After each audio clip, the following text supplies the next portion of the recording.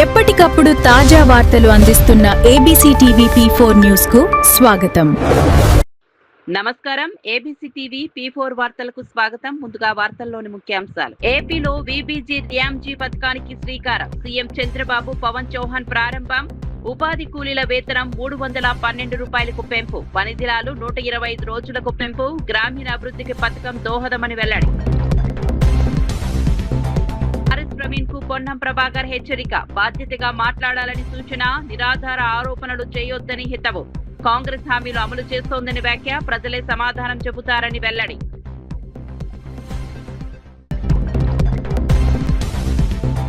చంద్రబాబు నేర ర్యాకెట్ నడుపుతున్నారని జగన్ ఆరోపణ. పోలీస్ వ్యవస్థపై జగన్ తీవ్ర విమర్శలు. స్వతంత్ర విచారణ చేపట్టాలని డిమాండ్. సీసీటీవీ ఆధారాలు మాయమయ్యాయని ఆరోపణ. బాధ్యులపై చర్యలు తీసుకోవాలని డిమాండ్. అప్పుల లెక్కలు నిరూపిస్తానన్న మంత్రి జూపల్లి. బీఆర్ఎస్ నేతలకు బహిరంగ సవాల్. ఆధారాలతో చర్చకు సిద్ధమని వ్యాఖ్య. తప్పైతే రాజీనామా చేస్తానని ప్రకటన. ప్రజలను తప్పుదారి పట్టొచ్చుదని సూచన.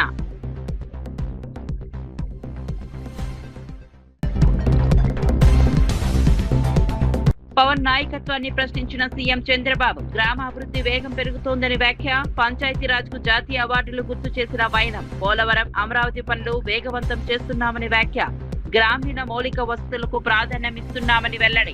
ఇక వార్త వివరాల్లోకి వెళ్తే, తిరుపతి జిల్లా ముక్కవారిపల్లెలో కేంద్ర ప్రభుత్వం ప్రవేశపెట్టిన VBG DMG పథకాన్ని ముఖ్యమంత్రి చంద్రబాబు నాయుడు, డిప్యూటీ సీఎం పవన్ కళ్యాణ్, కేంద్ర గ్రామీణాభివృద్ధి శాఖ మంత్రి శివరాజ్ సింగ్ చౌహాన్ సంయుక్తంగా ప్రారంభించారు.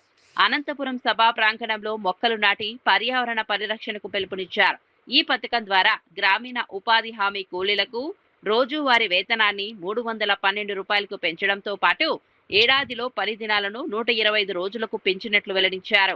గ్రామీణ పేదల జీవనోపాధిని మెరుగుపరచడం, ఉపాధి అవకాశాలను విస్తరించడం ఈ పథకం ప్రధాన లక్ష్యమని నాయకులు పేర్కొన్నారు. కేంద్ర, రాష్ట్ర ప్రభుత్వాల సమన్వయంతో గ్రామీణ అభివృద్ధికి కొత్త ఊపినివ్వనున్న ఈ పథకం ద్వారా గ్రామాల్లో మౌలిక వస్తువుల కల్పన, ఉపాధి భద్రత, ఆర్థికాభివృద్ధికి మరింత ప్రాధాన్యం లభిస్తుందని తెలిపారు. కార్యక్రమంలో ప్రజాప్రతినిధులు, అధికారులు, ఉపాధి కూలీలు పెద్ద సంఖ్యలో పాల్గొన్నారు.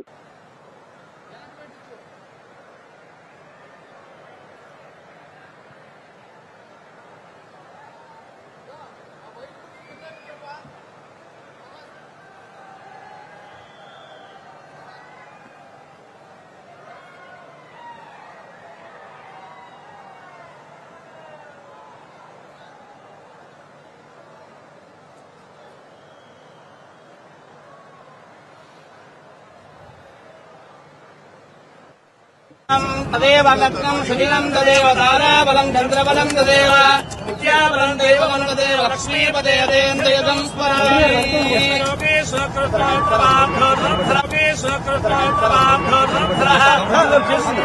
వైఎస్ఆర్సీపీ అధినేత వైఎస్ జగన్మోహన్ రెడ్డి రాష్ట్ర ప్రభుత్వం పోలీస్ వ్యవస్థపై తీవ్ర ఆరోపణలు చేశారు.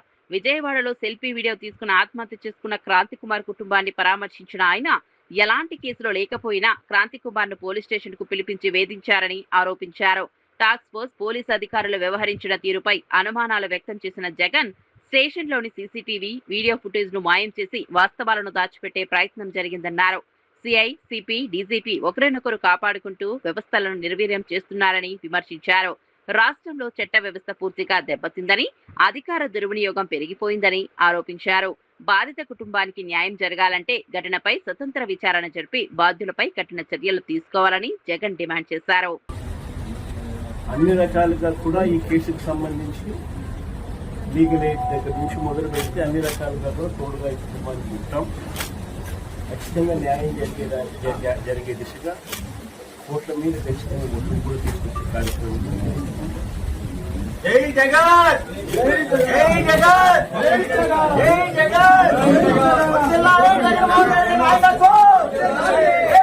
తెలంగాణ రాజకీయాల్లో మాటల యుద్ధం మరింత ముదిరైంది. బీఆర్ఎస్ నేత ఆర్ఎస్ ప్రవీణ్ కుమార్ చేసిన వ్యాఖ్యలకు రవాణా శాఖ మంత్రి పొన్నం ప్రభాకర్ ఘాటుగా స్పందించారు. ప్రజలను తప్పుదారి పట్టించేలా ఆరోపణలు చేయకుండా నాలుగు దగ్గర పెట్టుకుని మాట్లాడాలని బహిరంగంగా హెచ్చరించారు. రాజకీయ విమర్శలు హద్దులు దాటకూడదని, బాధ్యతాయుతంగా వ్యవహరించాలని సూచించారు. ఆధారాలు లేకుండా ప్రభుత్వంపై ఆరోపణలు చేయడం సరైంది కాదన్నారు. కాంగ్రెస్ ప్రభుత్వం ప్రజలకు ఇచ్చిన హామీల అమలుపై దృష్టి పెట్టి పనిచేస్తోందని, ప్రతిపక్షాలు వాస్తవాలను వక్రీకరించే ప్రయత్నం చేస్తున్నాయని విమర్శించారు. ప్రజలు అన్ని విషయాలను గమనిస్తున్నారని, రాజకీయ లబ్ధి కోసం చేసే విమర్శలకు తగిన సమాధానం ప్రజల నుంచే వస్తుందని మంత్రి పొన్నం ప్రభాకర్ తెలిపారు. మీ గతంలో మా దగ్గర పార్లమెంట్ సభ్యులు కదా లక్ష్మణ్ కుమార్ ఏడికే కష్టపడొచ్చిండు. వాళ్ళ నాయన నాగయ్య గారు సింగరేణి కార్మికుడిగా ఎంత కష్టపడితే ఇలా రాష్ట్ర మంత్రి ఉండి ఎందుకు పట్టగాల్సి మా మీద ఆరోపిస్తారు? మేము రాజకీయంగా ఎదగడం మీకు ఇష్టం లేదా? మా జిల్లా సంస్కృతిలో భాగంగా ఏమి ఇబ్బంది పెడతా ఉన్నాం? ఎక్కడైనా మేము మళ్ళీ చెప్తా ఉన్నాం, మేము అవినీతి చేసినట్టు నిరూపిస్తే మీ దగ్గర ఏ ఆధారం ఉన్నా నిన్న లక్ష్మణ్ కుమార్ చెప్పినట్టుగా మేము గతంలో కూడా కరీంనగర్లో కానీ ఇతర సందర్భాల్లో చెప్పినాం, మేము ముగ్గురం ఇక్కడనే ముక్కు నేలకు రాసి మా యొక్క రాజీనామాలు ఇస్తాం. లేకపోతే మీరేం చేస్తారో చెప్పండి. ఛాలెంజ్ చేస్తా ఉన్నాం. ఊరికే ఎవ్వరు పడతాడు, వేలు పడతాడు, కోరికిస్కాడు మాట్లాడితే రోజు జవాబు చెప్పాం. ఇది లాస్ట్ ప్రెస్ కాన్ఫరెన్స్. వస్తే శాసనసభకు రండి, లేదా ప్రెస్ క్లబ్ కు రండి. మంత్రులుగా, శాసనసభ్యులుగా, మాజీ మంత్రులుగా ఇప్పుడు శాసనసభ్యులు రండి, టైం చెప్పండి, బరాబర్ మేము వస్తాం. దీనికి ఫర్దర్ డిస్కషన్ లేదు. మీ దగ్గర ఏం ఆధారం ఉంటే అది పత్రికలకి ఇవ్వండి. ఎందుకంటే మీరు తాడు పొందడం లేదు. మేము రాజ్యాంగం మీద ప్రమాణం చేసినాం. అంతకంటే ఎక్కువ చర్చ, ఎక్కువ వీళ్ళ గురించి పూర్తిగా దగులుబాజీ లెక్కలు ఉన్నటువంటి వాళ్ళ కోసం ఇంతకంటే ఎక్కువ మాట్లాడితే మంచిది కాదు. కాబట్టి మరొకసారి తెలియజేస్తా ఉన్నాం, మేము ప్రజాపాలన ప్రభుత్వంలో పేదలకు న్యాయం జరగాలని కాస్మెటిక్ ఛార్జ్ పెంచినాం, మెస్ ఛార్జీలు వాళ్ళకు ఉండేటువంటి డైట్ ఛార్జీలు పెంచినాం. పారదర్శకంగా మా యొక్క ఆలోచన మేరకు ఉప ముఖ్యమంత్రి గారు గ్రీన్ ఛానల్ ద్వారా పేమెంట్ చేస్తారు. మీరు పెట్టిన బకాయిలతో సహా మహాత్మా జ్యోతిబా ఫూలే 327 హాస్టల్ ఉంటే 301 ప్రైవేట్ బంగ్లాలు ఉన్నాయి. మీరు ఇచ్చినటువంటి పటాతో పంకు ఎవరు టీఆర్ఎస్ నాయకులు బంగ్లా ఉంటాడో స్కూల్ శాంక్షన్ చేసి అరకూర వసతులతో పోటీ పాలనలో పెట్టినారు. ఇవాళ మేము ఇంటిగ్రేటెడ్ పక్కా బంగ్లాలు కడతా ఉన్నాం. వాళ్ళ సంక్షేమం మేము ఆడికే వచ్చాం. మేము ఎస్సీ ఎస్టీ బీసీలుగా ఎదిగినాం. వాళ్ళ సంక్షేమం మా బాధ్యత. వాళ్ళు ఇచ్చే దాంట్లో నోటికార రక్తం కూడుకునేంత నీచ స్థాయికి దిగదారులే. నువ్వేమైనా గతంలో ఆ యొక్క సోషల్ వెల్ఫేర్ ఆఫీసర్ ఉండి నువ్వేమైనా తిన్నావు కావచ్చు, ఆ అలవాటు కొద్ది ఏమైనా ఆలోచన చేస్తుండొచ్చు. మళ్ళొక్కసారి చెప్తానా, ఒళ్ళు నాలుక అన్ని దగ్గర పెట్టుకొని మాట్లాడేది ఇక్కడ తెలంగాణ ఉద్యమకారులుగా, బలహీన వర్గాల బిడ్డలుగా, భూమి మీదకే మొదటి తరం రాజకీయ నాయకులు ఎదిగిన వాళ్ళం. ఏది పడితే ఎవరు పడితే అది మాట్లాడితే జాగ్రత్త అనే మాట కూడా సందర్భంగా మనం చేస్తూ మేము మళ్ళీ చెప్తా ఉన్నాం, మేము పెరిగి పందలం కాదు, చర్చ నుంచి పారిపోతలేం. చర్చ ఎవరిద్దరు జరగాలో వాళ్ళతో జరగడానికి మేము సిద్ధం. అంతేగాని మీరు ఎవరు పడతారు చర్చకి వస్తే మేము రాజ్యాంగం మీద ప్రమాణం చేసి ఏడవడతాను డిస్క్లోజ్ చేయం. రెడీ ఉన్నాం. శాసనసభ దేవాలయం రండి, చంద్రశేఖర్ గారు రమ్మనండి. వర్కింగ్ ప్రెసిడెంట్ కేటీఆర్ తెలంగాణ ప్రభుత్వంపై తీవ్ర విమర్శలు చేశారు. చర్చలకు పిలిచి మళ్లీ పోలీసులు పంపించి అరెస్టులు చేయించడం ప్రభుత్వ ద్వంద్వ వైఖరికి నిదర్శనమని ఆరోపించారు. తెలంగాణ భవన్ కు వస్తామని చెప్పి తర్వాత గన్ పార్క్ వద్దకు రమ్మని లొకేషన్ మార్చిందెవరో ప్రజలకు తెలుసన్నారు. తమను బయటకు వస్తే పోలీసులు అడ్డుకుంటున్నారని, ఆదేశాలు ముఖ్యమంత్రి ఇస్తున్నారా లేక మంత్రులా అని ప్రశ్నించారు. చర్చల నుంచి పారిపోతున్నది ప్రభుత్వమేనని ఆరోపించిన కేటీఆర్ ఇప్పటికైనా గన్ పార్క్ వద్దకు రావాలని సవాల్ విసిరారు. నిద్రపోయే వ్యక్తిని లేపవచ్చు, కానీ నిద్రపోతున్నట్టు నటించే వ్యక్తిని లేపలేమంటూ ప్రభుత్వ తీరును ఎద్దేవా చేశారు. ప్రజాస్వామ్యంలో ప్రతిపక్షాలకు స్వేచ్ఛ ఇవ్వకుండా వ్యవహరించడం సరికాదని, ప్రజలే దీనికి తగిన తీర్పు ఇస్తారని కేటీఆర్ పేర్కొన్నారు. లొకేషన్ మీరే చెప్తారు, పారిపోయేది మీరే. చేతగాని వెధవలు ఎవరో ఈ రాష్ట్రంలో ఇవాళ ప్రజలందరూ చూస్తా ఉన్నారు. ఇప్పటికి కూడా నేను జూపల్లికి చెప్తా ఉన్నా, అక్కడే ఉండు గన్ పార్క్, మేము వస్తాం. మళ్ళీ నీ పోలీసుల్లో పంపి అరెస్ట్ చేయించి మేము వాళ్ళు అరెస్ట్ చేస్తే మాకేం సంబంధం? ప్రభుత్వాన్ని నడుపుతున్నారా, సర్కస్ నడుపుతున్నారా? అరెస్ట్ ఎవరు చేస్తారా, ఎందుకు చేస్తారా నాకు అర్థం కాదు. సర్కార్ నడుపుతున్నారా, సర్కస్ నడుపుతున్నారా? మీరు మంత్రులు, మీ చేతుల్లో ఉండేది హోంమంత్రి, పోలీస్ యంత్రాంగం అంతా మీ చేతుల్లో ఉంటుంది. మా నాయకులు హరీష్ రావు గారు, ఎందుకంటే ఆయన గతంలో ఆర్థిక శాఖ మంత్రిగా పనిచేశారు, అప్పుల విషయంలో మరి గతంలోనే శాసనసభలో స్పష్టంగా వివరంగా చెప్పారు హరీష్ రావు గారు. మరి అప్పులని జూపల్లి గారు తాతాలాడుతున్నాడు కదా, అందుకే హరీష్ రావు గారు అయితే కరెక్ట్గా ఉంటుందని చెప్పి పార్టీ హరీష్ రావు గారిని మీరు రమ్మన్నారు, అందుకే మేము పంపించాము. మరి మీ గేటు దాటకముందే ఆయన అరెస్ట్ చేసి సిగ్గు లేకుండా మళ్ళీ ఇవాళ అక్కడుంటా ఇక్కడుంటా, ఇప్పుడు నేను గన్ పార్క్ పోతే మళ్ళీ చార్మినార్ కాడికి రా అంటాడు, చార్మినార్ పోతే కొల్లాపూర్ రా అంటాడు. ఏం చేయాలి నేను? ఆయన పారిపోయేటోని, ఇప్పుడు నిద్రపోయేటోని లేపొచ్చు, నిద్ర నటించడం ఎట్లా లేపాలి నేను? చాతగాని వాళ్ళకు మాటలు ఎక్కువ, చెల్లని నాణానికి గీతలు ఎక్కువ అని చాతగాని మంత్రులు, చాతగాని ముఖ్యమంత్రి డైలాగులు కొట్టడం, పారిపోవడం కాదు. చేతనైతే అసెంబ్లీ పెట్టు, ఆడేయుడెందుకు, అసెంబ్లీలో తెలుసుకుందాంపా. నువ్వు గన్ పార్క్ కార్డ్నే ఉంటా అంటే నాకు పోలీస్ ఎస్కార్ట్ పెట్టి నేను కూడా వస్తాను. చాతగాని మాటలు, చాతగాని సన్నాసి. పర్యాటక శాఖ మంత్రి జూపల్లి కృష్ణారావు బీఆర్ఎస్ నేతలు హరీష్ రావు, కేటీఆర్ కు బహిరంగ సవాల్ విసిరారు. రాష్ట్ర అప్పులపై చేస్తున్న ఆరోపణలకు ఆధారాలు ఉంటే గన్ పార్క్ వద్దకు వచ్చి చర్చిద్దామని పిలుపునిచ్చారు. రాష్ట్ర ఆర్థిక పరిస్థితి, అప్పుల లెక్కలను పూర్తిస్థాయి ఆధారాలతో నిరూపిస్తానని తెలిపారు. తాను చెప్పింది తప్పని నిరూపిస్తే మంత్రి పదవికి రాజీనామా చేసేందుకు కూడా సిద్ధమని ప్రకటించారు. ప్రజలను తప్పుదారి పట్టించేలా తప్పుడు ప్రచారం చేయకుండా వాస్తవాలతో మాట్లాడాలని హితవు పలికారు. కాంగ్రెస్ ప్రభుత్వం ఆర్థిక వ్యవస్థను గాడిలో పెట్టేందుకు కృషి చేస్తోందని, గత ప్రభుత్వ హయాంలో జరిగిన ఆర్థిక అవకతవకల వల్లే ప్రస్తుతం ఇబ్బందులు ఎదురవుతున్నాయని ఆరోపించారు. ప్రజల ముందే చర్చకు రావాలని బీఆర్ఎస్ నాయకులకు మరోసారి సవాల్ విసిరారు.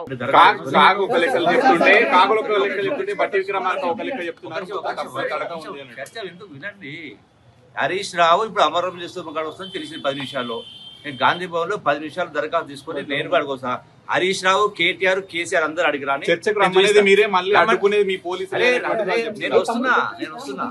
నేను వస్తున్నా కేసీఆర్ అని, కేటీఆర్ అని, హరీష్ రావు ముగ్గురు అని వాళ్ళ బామోదేరో ఎందుకు ఆల్రెడీ హరీష్ రావు బయలుదేరినట అమరవీర అడిగి. ఆ కేటీఆర్ బామర్దిని కూడా అడిగి రమ్మని చెప్పండి. నేను అక్కడికి అరగంట. తిరుపతి జిల్లా ముక్కావారిపల్లెలో నిర్వహించిన వీబీజీ రామ్జీ పథకం ప్రారంభోత్సవంలో డిప్యూటీ సీఎం పవన్ కళ్యాణ్ పాల్గొన్నారు. ఈ సందర్భంగా మాట్లాడుతూ పేదరిక నిర్మూలన, గ్రామీణాభివృద్ధి ప్రభుత్వ ప్రధాన లక్ష్యమని స్పష్టం చేశారు. గత 2 ఏళ్లలో గ్రామాల్లో చేపట్టిన అభివృద్ధి కార్యక్రమాలను వివరించిన ఆయన, గ్రామీణ ప్రజల జీవన ప్రమాణాలు మెరుగుపడేలా ప్రభుత్వం నిరంతరం పనిచేస్తోందన్నారు. ఉపాధి అవకాశాల పెంపు, మౌలిక సదుపాయాల కల్పన, పేద కుటుంబాలకు ఆర్థిక భద్రత కల్పించే దిశగా పథకాలు అమలు చేస్తున్నామని తెలిపారు. వికసిత్ భారత్ లక్ష్య సాధనలో ఈ పథకం కీలక పాత్ర పోషిస్తోందని పేర్కొన్నారు. కేంద్ర రాష్ట్ర ప్రభుత్వాల సమన్వయంతో గ్రామాల అభివృద్ధికి మరింత వేగం తీసుకొస్తామని, ప్రతి కుటుంబానికి సంక్షేమ ఫలాలు చేరేలా చర్యలు కొనసాగుతాయని పవన్ కళ్యాణ్ స్పష్టం చేశారు. కీలకడుగ్గా వికసిత్ భారత్ జీరామ్జీ జాతీయ ప్రారంభోత్సవం మన రైల్వే కోడూరు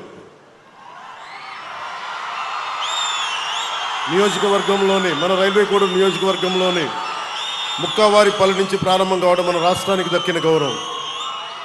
ఇందాక గౌరవ ముఖ్యమంత్రి గారు మాట్లాడుతూ ఉన్నారు, ఎలక్షన్ తర్వాత ఇదేనా అంటే లేసని నేను వచ్చాను, 2-3 సార్లు వచ్చాను. ఇందాక రూపనందిని రెడ్డి గారు చెప్పింది ఖచ్చితంగా పరిగణలో ఉంది. అది యువతకి భవిష్యత్తుకి ఉద్యోగాలు అనేది. నేను ప్రత్యేకించి ఒక సమయం తీసుకొని నేను మీ యువతతోనే మాట్లాడుతున్నాను, ఇక్కడికి వచ్చే మాట్లాడతాను. ఇదే ప్రాంతంలో మైసూరావారిపల్లి నుంచి రాష్ట్ర వ్యాప్తంగా ఒకేసారి 13,326 గ్రామ సభలు నిర్వహించి ప్రజల భాగస్వామ్యంతో ప్రపంచ రికార్డు సృష్టించాం. అదే స్ఫూర్తితో ఈ జాతీయ కార్యక్రమానికి రైల్వే కోడూరుని వేదికగా ఎంచుకున్నాం. ఆంధ్రప్రదేశ్ అభివృద్ధికి ఎల్లప్పుడూ అండగా నిలుస్తున్న గౌరవ ప్రధానమంత్రి శ్రీ నరేంద్ర మోదీ గారికి, అలాగే నేను కోరిన వెంటనే ఈ జాతీయ కార్యక్రమాన్ని మన రాష్ట్రంలో ప్రారంభించేందుకు అంగీకరించిన రాజకీయ ఉద్దండలు, 4 మార్లు ముఖ్యమంత్రిగా చేసిన ధీరుడు కేంద్ర గ్రామీణాభివృద్ధి శాఖ మంత్రి శ్రీ శివరాజ్ సింగ్ చౌహాన్ గారికి హృదయపూర్వక ధన్యవాదాలు, కృతజ్ఞతలు తెలియజేస్తున్నాను. గ్రామీణ ఉపాధి, గ్రామాల ఆర్థికాభివృద్ధి, పేదరికం నిర్మూలన, స్వయం సమృద్ధి గ్రామాల నిర్మాణం లక్ష్యంగా గౌరవ ప్రధానమంత్రి శ్రీ నరేంద్ర మోదీ గారి నాయకత్వంలో కేంద్ర ప్రభుత్వం వికసిత్ భారత్ జీరామ్జీని తీసుకొచ్చింది. ఇది కేవలం ఒక పథకం కాదు, గ్రామీణ భారతదేశ భవిష్యత్తును మార్చే ఒక మిషన్. ఈ పథకం ద్వారా 100 రోజుల ఉపాధిని 125 రోజులకి పెంచడం చాలా చాలా గొప్ప నిర్ణయం. ఉపాధి శ్రామికులకి అదనంగా ఇంకొక 25 రోజులు ఉపాధి భరోసా కల్పించడం వారి ద్వారా వారి కుటుంబాలకి మరింత ఆర్థిక భద్రత లభించనుంది. జీరామ్జీ పథకం ద్వారా ముఖ్యంగా రైతుల అవసరాలను దృష్టిలో పెట్టుకొని మరి పంటల సాగు సమయంలో శ్రామికుల కొరత రాకుండా వ్యవసాయ సీజన్లో 60 రోజుల విరామం కల్పించడం, ఇది రైతులకి చాలా చాలా ఉపయోగపడే నిర్ణయం. 26-27 సంవత్సరానికి కేంద్ర ప్రభుత్వం తన వాటాగా 7,707 కోట్లు కేటాయించింది. దేశంలో ఇందాక చెప్పినట్టుగా ఇది 3వ అతిపెద్ద కేటాయింపు. రాష్ట్ర ప్రభుత్వం వాటాతో కలిపి ఆంధ్రప్రదేశ్లో ఈ కార్యక్రమం అమలుకు మొత్తం 12,845 కోట్ల వ్యయం ఖర్చు చేయనున్నాం. గత 2 ఏళ్లలో ఉపాధి హామీ నిధులను సమర్థవంతంగా వినియోగిస్తూ మంగళగిరిలో నిర్వహించిన మీడియా సమావేశంలో ఎమ్మెల్యే సోమిరెడ్డి చంద్రమోహన్ రెడ్డి మాజీ ముఖ్యమంత్రి వైఎస్ జగన్మోహన్ రెడ్డిపై తీవ్ర విమర్శలు చేశారు. జగన్ కు అసలు ఏమి కావాలో ఆయనకే తెలియదని ఎద్దేవా చేశారు. జేబులో తుపాకీ, చేతిలో గొడ్డలి ఉండాలని కోరుకుంటున్నట్లుగా ఆయన రాజకీయాలు ఉన్నాయని వ్యాఖ్యానించారు. 3 రాజధానుల ప్రతిపాదనను కూడా విమర్శిస్తూ 3 రాజధానులు అంటే చివరకు మంగళగిరిలో నిర్వహించిన మీడియా సమావేశంలో ఎమ్మెల్యే సోమిరెడ్డి చంద్రమోహన్ రెడ్డి మాజీ ముఖ్యమంత్రి వైఎస్ జగన్మోహన్ రెడ్డిపై తీవ్ర విమర్శలు చేశారు. జగన్ కు అసలు ఏమి కావాలో ఆయనకే తెలియదని ఎద్దేవా చేశారు. జేబులో తుపాకీ, చేతిలో గొడ్డలి ఉండాలని కోరుకుంటున్నట్లుగా ఆయన రాజకీయాలు ఉన్నాయని వ్యాఖ్యానించారు. 3 రాజధానుల ప్రతిపాదనను కూడా విమర్శిస్తూ 3 రాజధానులు అంటే చివరకు 11 సమస్యలు వస్తాయని అన్నారు. రాష్ట్ర అభివృద్ధికి అమరావతి శాశ్వత రాజధానిగా ఉండాలని పేర్కొన్నారు. రాబోయే ఎన్నికల్లో వైఎస్ఆర్సీపీ 3 స్థానాలు కూడా గెలవలేని పరిస్థితి వస్తుందని జోష్యం చెప్పారు. ప్రజలు ఇప్పటికే వైసీపీ పాలనను తిరస్కరించారని, అభివృద్ధి రాజకీయాలకు మాత్రమే మద్దతు ఇస్తారని సోమిరెడ్డి పేర్కొన్నారు. క్వాంటమ్ వ్యాలీ వచ్చేసేసింది, మొత్తం ఇండస్ట్రీస్ వరుస లిస్ట్ ఉన్నాయి. ఇక్కడ ఇవన్నీ national institute of design NID AP వచ్చింది, all India institute of medical sciences AIIMS వచ్చింది, school of planning and architecture వచ్చింది, central institution of tool design వచ్చింది, ఇగ్నో రీజనల్ సెంటర్ వచ్చింది, క్వాంటమ్ ఏఐ యూనివర్సిటీ వచ్చింది. ఇవన్నీ చదవాలంటే జాతీయ అంతర్జాతీయ స్థాయి ప్రైవేట్ డీమ్డ్ యూనివర్సిటీస్ వచ్చినాయి, international universities of legal education and research వచ్చింది, NVIDIA ఎన్విడియా భాగస్వామ్యంతో ఏఐ యూనివర్సిటీ. వీటన్నిటినీ రావటము జీర్ణించుకోలేకపోతున్నాడు.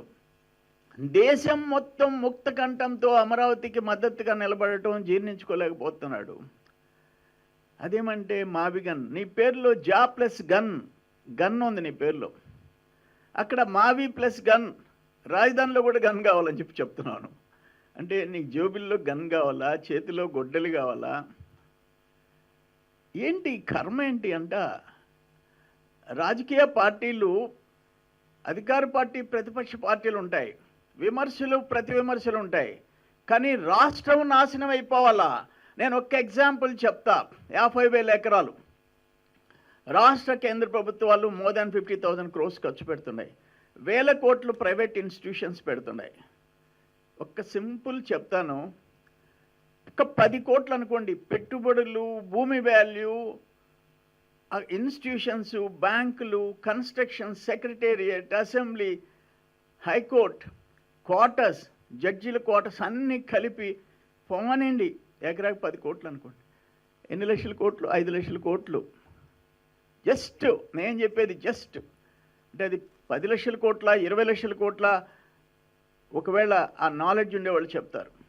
లక్షల కోట్లు ప్రజల ఆస్తినికి నేను వ్యతిరేకం అని చెప్పేదని నీకు సిగ్గులేదా అంట. నేను నీకు ఎట్టొచ్చింది ఆ మనసు అంట? ఏంటి నీ ఆలోచన అంట? నువ్వు పిల్ల చేష్టాలు చేస్తుంటే అమరావతి ఆ ప్రాంత ప్రజలని నాశనం చేయాలా? రాష్ట్ర ప్రజల ఆస్తి, లక్షల కోట్ల ఆస్తిని ధ్వంసం చేయాలని చెప్పేసి నువ్వంటే. తెలుగు రాష్ట్రాల్లో మోస్ట్ వాంటెడ్ అంతర్రాష్ట్ర గజ దొంగ పుష్పి శ్రీకాంత్ ను నల్గొండ పోలీసులు అరెస్ట్ చేశారు. అరెస్టు సమయంలో నిందితుడు ప్రతిఘటించి హెడ్ కానిస్టేబుల్ విష్ణువర్ధన్ గిరిపై దాడి చేయడంతో ఆయనకు గాయాలయ్యాయి. పరిస్థితి అదుపు తప్పడంతో పోలీసులు ఆత్మరక్షణ కోసం కాల్పులు జరపగా నిందితుడి కాలికి బుల్లెట్ గాయమైంది. అనంతరం అతన్ని అదుపులోకి తీసుకుని ఆసుపత్రికి తరలించారు. జిల్లా ఎస్పీ శరత్ చంద్ర పవార్ వివరాలు వెల్లడిస్తూ నిందితుడిపై ఆంధ్రప్రదేశ్, తెలంగాణ రాష్ట్రాల్లో కలిపి మొత్తం 42 కేసులు నమోదై ఉన్నాయని తెలిపారు. గతంలో కానిస్టేబుల్ హత్య కేసులో కూడా శ్రీకాంత్ నిందితుడిగా ఉన్నాడన్నారు. ఈ అరెస్టుతో పలు దోపిడీ కేసులు వెలుగులోకి వచ్చే అవకాశం ఉందని, విచారణ కొనసాగుతోందని పోలీసులు వెల్లడించారు. మనం చూస్తే ఆంధ్రప్రదేశ్ లో కూడా ఒక 7 దొంగతనాల్లో ఇవన్నీ కూడా మనకి ఫింగర్ ప్రింట్ వచ్చిన కేసులు, ఇవన్నీ మొత్తం కలిపి ఒక 42 కేసులు ఇతను ఇవాళ కన్ఫెస్ చేయడం జరిగింది. ఈ ముష్మి శ్రీకాంత్ అనే పర్సన్ ని మనము గత కొన్ని రోజుల నుంచి కూడా ట్రాక్ చేసుకుంటూ గుంటూరులో ఒక దొంగతనం అయింది అని చెప్పేసి మనకి 5 రోజుల క్రితం సమాచారం వస్తే దాని బేసిస్ మీద మనం ట్రాక్ చేసుకుంటూ ఇవాళ ఎర్లీ మార్నింగ్ అంటే నిన్న రాత్రి సుమారు 11:45 మన outer ring road exit number 12 Bengaluru gate దగ్గర ఈ వెహికల్ ని మనం ఇంటర్సెప్ట్ చేయడం జరిగింది. ఇంటర్సెప్ట్ చేసే సమయంలో మన సిసిఎస్ ఇన్స్పెక్టర్ గారి ఆధ్వర్యంలో ఒక టీము ప్లస్ ఇంకొక టీము ఎస్ఐ నిడమనూరు ఆధ్వర్యంలో ఇంకో టీము ఈ రెండు ఇంటర్సెప్ట్ చేసే సమయంలో విజయ్ కుమార్ ఎస్ఐ నిడమనూరు ఎస్ఐ వాళ్ళ టీం కి ఆంధ్రప్రదేశ్ డిప్యూటీ సీఎం పవన్ కళ్యాణ్ నాయకత్వంలో గ్రామీణ అభివృద్ధి కార్యక్రమాలు వేగంగా జరుగుతున్నాయని ముఖ్యమంత్రి చంద్రబాబు నాయుడు ప్రశంసించారు. ఒకేసారి గ్రామ సభలు నిర్వహించి గిన్నీస్ వరల్డ్ రికార్డు సృష్టించిన ఘనత పవన్ కళ్యాణ్ కి దక్కిందన్నారు. పంచాయతీరాజ్ శాఖకు 5 జాతీయ అవార్డులు తీసుకొచ్చి దేశంలోనే 2వ స్థానంలో నిలిచారని కొనియాడారు. గ్రామాల అభివృద్ధి, పారదర్శక పాలన, ప్రజల భాగస్వామ్యంతో ప్రభుత్వం ముందుకు సాగుతోందన్నారు. కేంద్ర ప్రభుత్వ సహకారంతో అమరావతి రాజధాని నిర్మాణం, పోలవరం ప్రాజెక్టు పనులను వేగవంతంగా పూర్తి చేస్తామని స్పష్టం చేశారు. రాష్ట్ర అభివృద్ధే ప్రభుత్వ లక్ష్యమని, గ్రామీణ మౌలిక వస్తువుల బలోపేతానికి మరిన్ని కార్యక్రమాలు చేపడతామని తెలిపారు. ప్రజల విశ్వాసాన్ని నిలబెట్టేలా ప్రభుత్వం పనిచేస్తోందని సీఎం చంద్రబాబు పేర్కొన్నారు. ఇంకో పక్కన 87 రకాల పనులు 4,500 కోట్లతో ఒక టైం బౌండ్ ప్రోగ్రాం పెట్టుకొని పూర్తి చేశారు. 7,000 కిలోమీటర్ల మేర సీసీ రోడ్లు, 40,000 గోకులాలు, 15,500 నీటి తొట్టెలు, 1,07,000 ఫామ్ పాండ్స్, 1,373 కిలోమీటర్లు గిరిజన ప్రాంతాల్లో రోడ్లేసి గిరిజనులు ఆదుకున్న వ్యక్తి పవన్ కళ్యాణ్ గారని చెప్పి నేను మీకు తెలియజేస్తున్నా. 1,66,000 ఎకరాల్లో పండ్ల తోటల అభివృద్ధికి దోహదం చేశారు. 55.44 కోట్ల పని దినాలు కల్పించారు. ఇప్పటి వరకు 16,695 కోట్లు ఖర్చు పెట్టారు.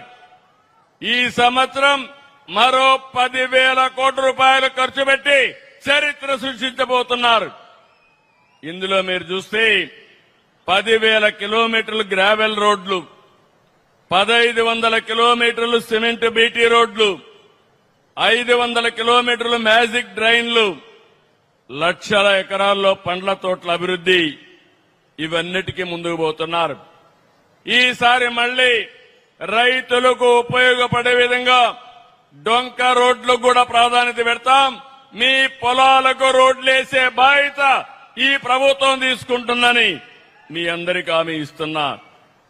ఈ రోజు మీరు చూసినప్పుడు స్వచ్ఛ పంచాయతీ అనేక రిఫార్మ్స్ తీసుకొచ్చారు. 2025లో పంచాయతీరాజ్ శాఖకి 5 జాతీయ అవార్డులు తెంపించి దేశంలోనే నెంబర్ 2వ స్థానాన్ని తెచ్చినటువంటి పవన్ కళ్యాణ్ గారిని అభినందిస్తున్నానని చెప్పి కూడా నేను మీకు తెలియజేస్తున్నా. ఈ సందర్భంగా కేంద్రాన్ని కూడా మనం అభినందించాలి. 2 ఏళ్లకు మునుపు వెంటిలేటర్ పైన ఉన్నాం, చాలా ఇబ్బందుల్లో ఉన్నాం. నేను, పవన్ కళ్యాణ్ గారు, నరేంద్ర మోడీ గారి యొక్క నాయకత్వంలో రోజు చెప్పాం, రాష్ట్ర పునర్నిర్మాణం చేస్తామన్నాం, పూర్వ వైభవం తెస్తామన్నాం, మీకు మెరుగైన అభివృద్ధి చేసి చూపిస్తామని 2 ఏళ్లలో మాట నిలబెట్టుకున్న ప్రభుత్వం ఎన్డీఏ ప్రభుత్వం అవునా కాదని ఒకసారి ఆలోచించుకోవాలి. ఇంకొక పక్కన మీరు చూస్తే 93 కేంద్ర స్కీములు నిర్వీర్యం చేశారు. అవన్నీ ఈరోజు మళ్లీ ఘాట్లో పెట్టాం.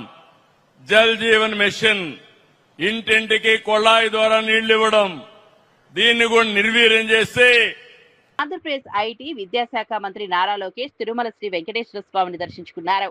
ఆలయానికి చేరుకున్న ఆయనకు టీటీడీ అధికారులు, అర్చకులు సంప్రదాయబద్ధంగా స్వాగతం పలికారు. అనంతరం శ్రీవారికి ప్రత్యేక పూజలు నిర్వహించి మొక్కులు చెల్లించుకున్నారు. దర్శనం అనంతరం రంగనాయకుల మండపంలో వేద పండితులు ఆశీర్వచనం అందించగా టీటీడీ అధికారులు స్వామివారి తీర్థ ప్రసాదాలు, శేషవస్త్రాలను అందజేశారు. రాష్ట్ర ప్రజలు సుఖ సంతోషాలతో ఉండాలని, రాష్ట్రం మరింత అభివృద్ధి చెందాలని శ్రీవారిని ప్రార్థించినట్లు తెలిపారు. దర్శనం సందర్భంగా భక్తులు మంత్రి లోకేష్ కు అభివాదం చేశారు. ఆలయ పరిసరాల్లో భద్రతా ఏర్పాట్లు కట్టుదిట్టంగా నిర్వహించారు. కార్యక్రమంలో పలువురు ప్రజా ప్రతినిధులు, టీటీడీ అధికారులు, పార్టీ నాయకులు పాల్గొన్నారు.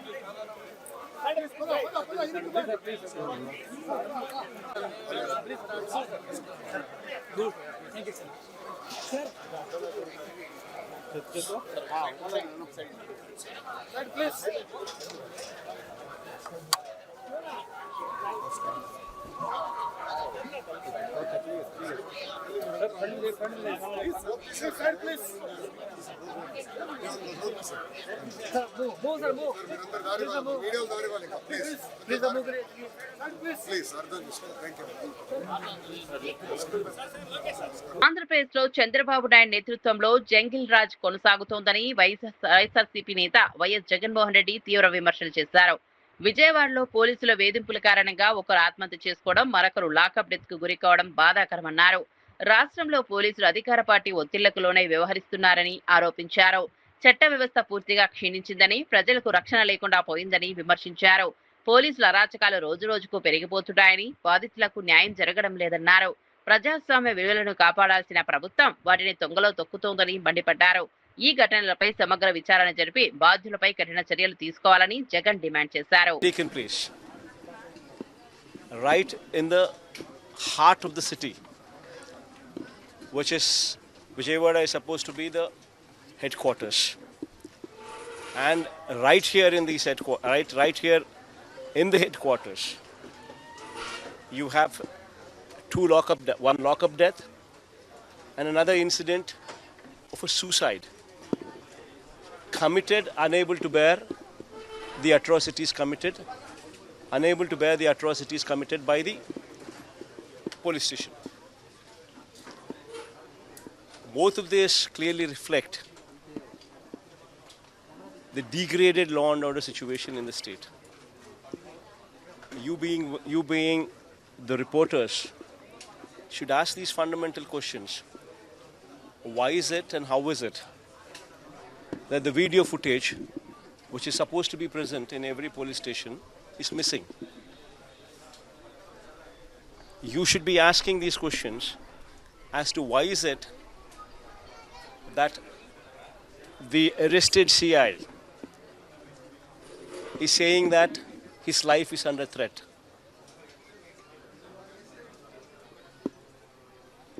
Clearly indicating that there is a bigger conspiracy which has taken place. You should also try and understand as to why repeated complaints given to the Commissioner of Police were put in the dustbin. And why is it that these kind of incidents have surfaced after 46 days of hush-up? And finally, when they were blown out of proportion, and finally when I had come here to visit these people. Hyderabad లోని శంషాబాద్ రాజీవ్ గాంధీ అంతర్జాతీయ విమానాశ్రయంలో నకిలీ వీసాల వ్యవహారం కలకలం రేపుతోంది. ఆంధ్రప్రదేశ్ తూర్పు గోదావరి జిల్లాకు చెందిన 20 మంది మహిళలు ఒమాన్ ఎయిర్వేస్ విమానంలో మస్కట్ వెళ్లేందుకు విమానాశ్రయానికి చేరుకున్నారు. ఎమిగ్రేషన్ తనిఖీల సమయంలో వారు సమర్పించిన వీసాలను అధికారులు పరిశీలించగా అవి నకిలీవని గుర్తించారు.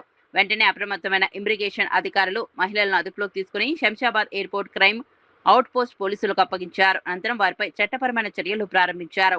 పోలీసుల విచారణలో ఉపాధి కోసం విదేశాలకు వెళ్లాలని భావించి ఓ ట్రావెల్ ఏజెంట్ ను ఆశ్రయించినట్లు మహిళలు తెలిపారు.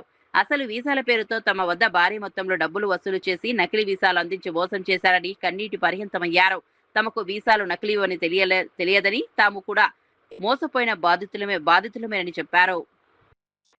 ఇది కరెక్ట్ లేదు ప్రాసెస్ అని ఉర్దూలో వండుకొని అంటే సరిగా లేవని వాళ్ళు గుర్తించి వాళ్ళని అడిగితే వాళ్ళు ఒప్పుకున్నారు.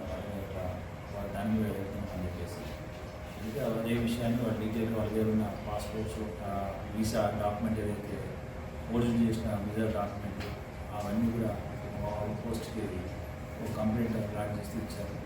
ఆ విషయంలో మేము కేసు రిజిస్టర్ చేసుకుని అందరినీ ఎగ్జామిన్ చేసి వాళ్ళ స్టేట్మెంట్స్ వాళ్ళ అన్ని కన్ఫెషన్స్ రాసుకున్నాము. వాళ్ళ ద్వారా మాకు దాదాపు 19 మంది పేర్లు వచ్చినాయి.